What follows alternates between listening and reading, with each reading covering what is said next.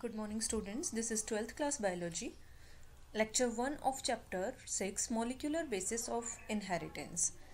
In last chapter you have studied about the pattern of inheritance, and in this chapter you will study about the actual structure and processes behind the transmission of information, or you can say behind the inheritance. So the topics to be covered in this lecture are structure of polynucleotide chain, double helical structure of DNA, discovery of DNA, salient features of DNA, and central dogma. DNA structure. DNA is made up of molecules called nucleotides, or we can say DNA is a polynucleotide chain, and each nucleotide contains a phosphate group, a sugar, and a nitrogenous base. So here there are three components of a nucleotide: phosphate group, sugar, and nitrogen base. So sugar present here in DNA is of deoxyribose type, okay, and in RNA this sugar is of ribose type. And likewise for the nitrogenous bases, there are four nitrogenous bases: adenine, thymine, guanine, and cytosine. So these are nitrogenous bases present in DNA. In RNA, in place of this thymine, uracil is present. The order of these bases is what determines the DNA instructions, or you can say hereditary information is present within this sequence of bases. This is a nucleotide, and how this nucleotide is formed? By attachment of the three of the components of nucleotide, you can say, means a sugar, a nitrogenous base, and phosphate group. So here you can see this is a sugar, okay, this is first carbon of sugar, this is second carbon of the sugar, this is third, fourth, and fifth carbon of sugar. So here which type of sugar is this?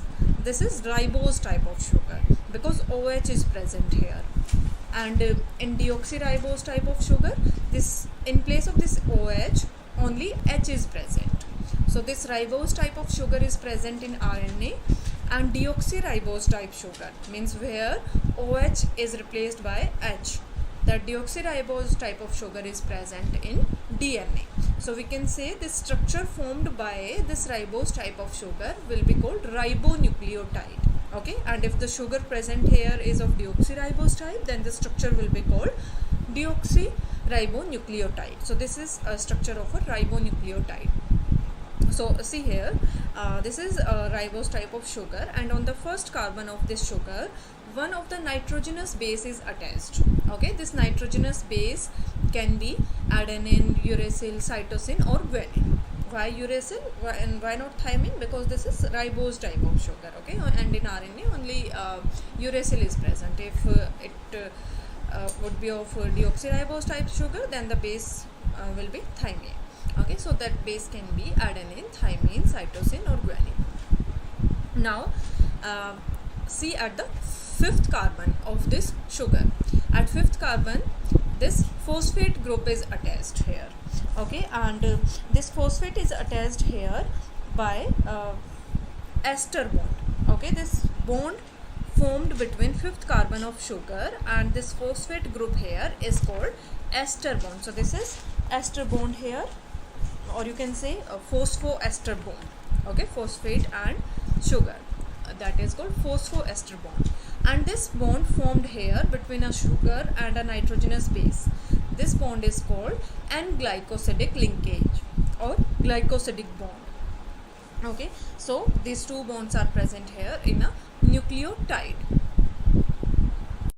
Now when many nucleotides attach together, that makes a polynucleotide chain. So here you can see this is a polynucleotide chain where many nucleotides are attached together.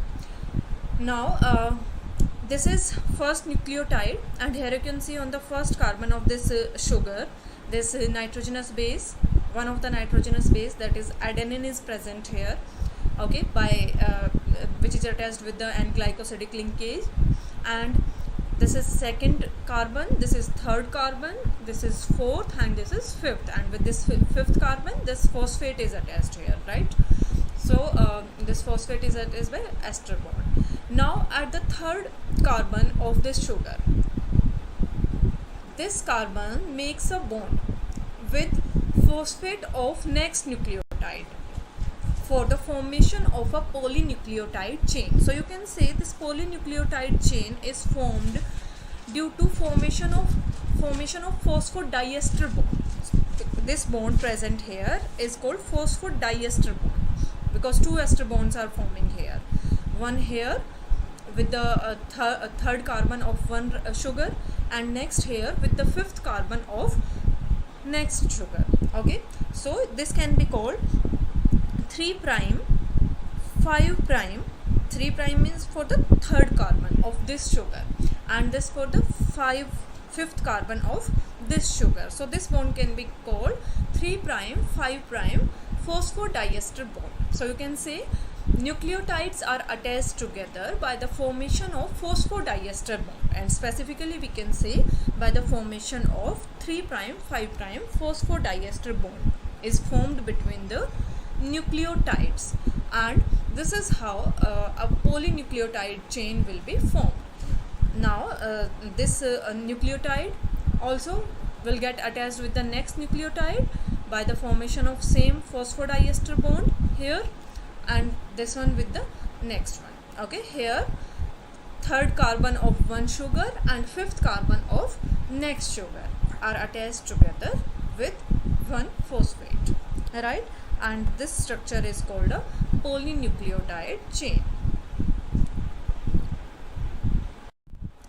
Now double-stranded DNA. These polynucleotide chains are forming a DNA structure, okay, a double helix of the DNA. So see here, nucleotides are attached together to form two long strands, okay, two chains of you can say nucleotides will be formed here that spiral to create a structure called double helix. Then these polynucleotide chains will spiral together and will form a structure. That structure will be called double helix, and that double helix will be a ladder-like structure in which phosphate and sugar molecules would be on the sides, while the bases would be in the interior side, okay, and the bases on one strand pair with the bases on another strand. Adenine pairs with thymine and guanine pairs with cytosine. See here how here you can see this is one polynucleotide chain and this is another polynucleotide chain. Okay, so these two chains are formed here, and you can see on the backbone there's sugar and phosphate, these are present, and on the interior side these nitrogenous bases are present. Okay, so these two polynucleotide chains first get attached with each other. How? By the formation of bonds, or you can say by the pairing of the nitrogenous bases. One you can say one nitrogenous base of the one chain get paired with the another nitrogenous base of this another polynucleotide chain. Okay, so here adenine pairs with the thymine and guanine pairs with the cytosine. Now these two polynucleotide chains get spirally coiled around each other and form the double helical structure of DNA. Before that, we will do about the history of DNA, that how it was discovered.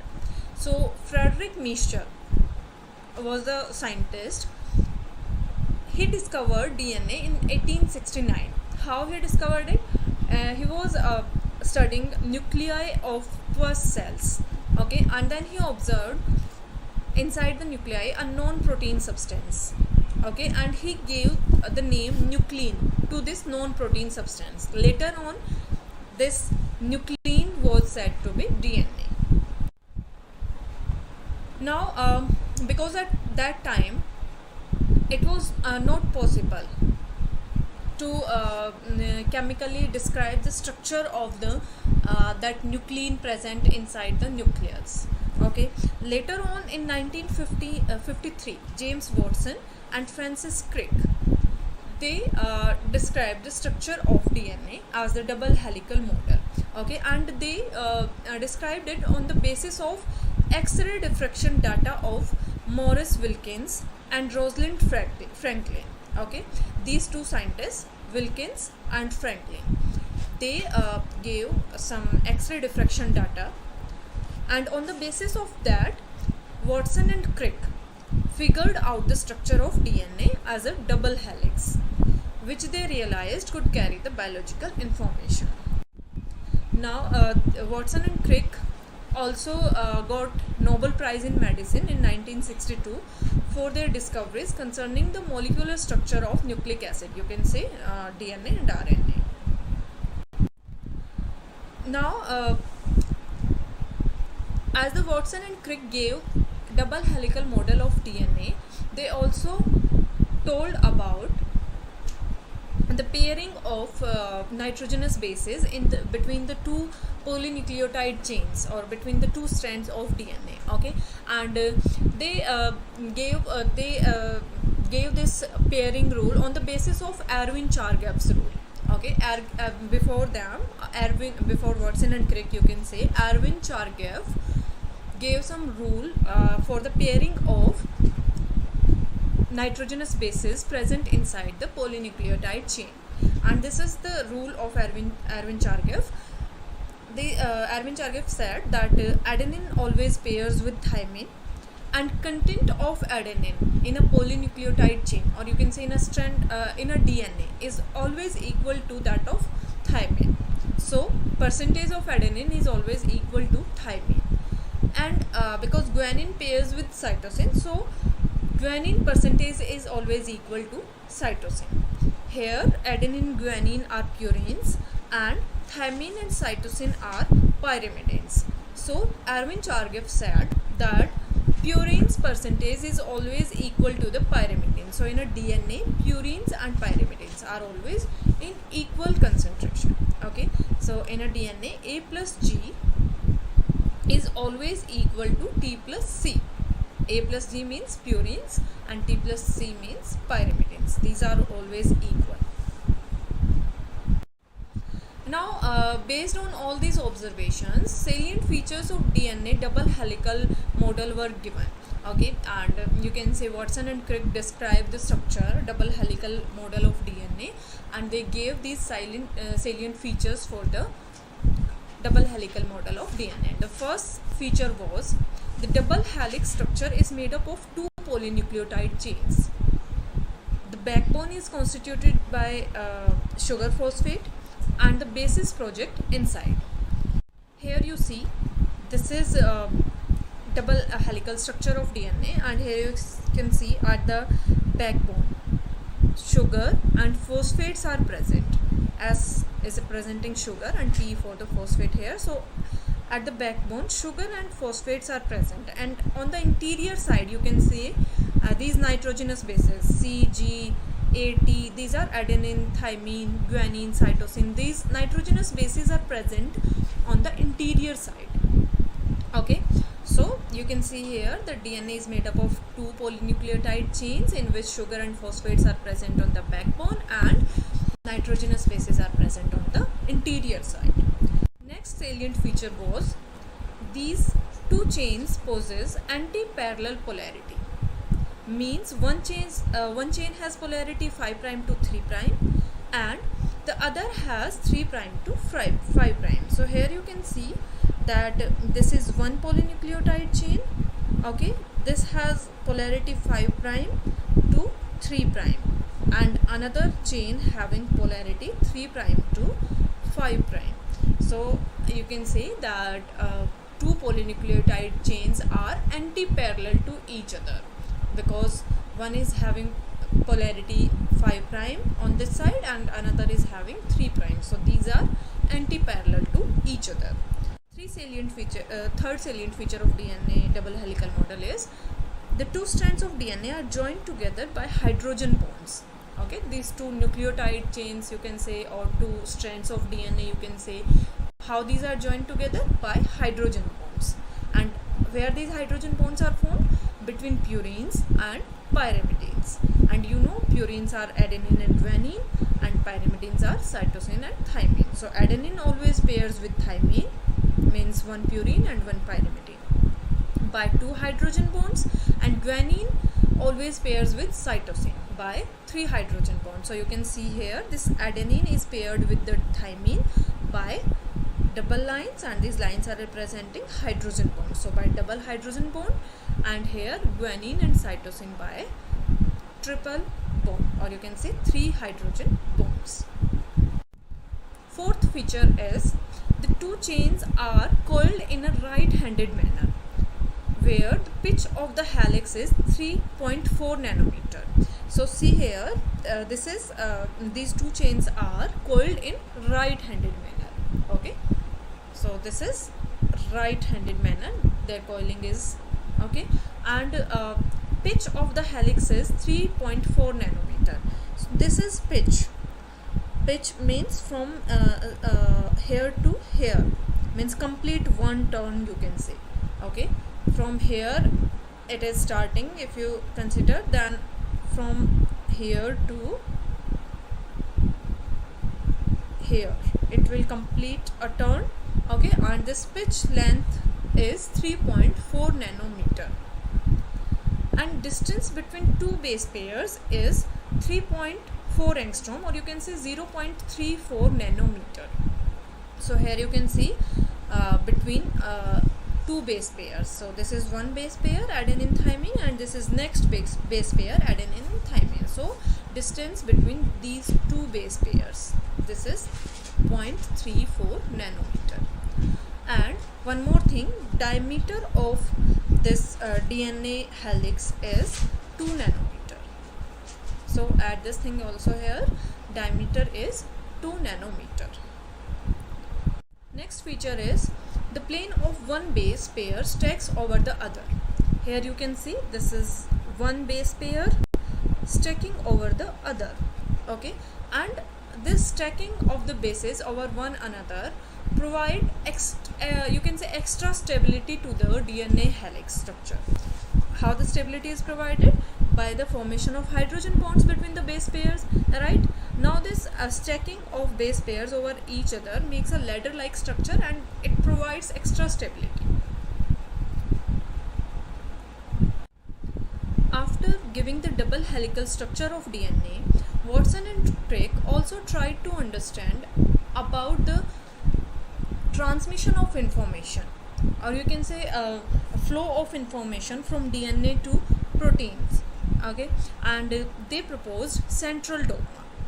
So they proposed that how the information transmits or information flows from DNA to RNA, and finally to proteins. So they said that DNA has the information, means the sequence, or you can say nitrogenous base sequence present in the DNA has the hereditary information. Then this DNA converts into RNA by a process called transcription. Okay, it converts into RNA, and then this RNA converts into proteins by a process called translation. So this flow of information is called central dogma of molecular biology, and it was proposed by Watson and Crick. Here you can see there is replication of DNA, because DNA can make copies of itself.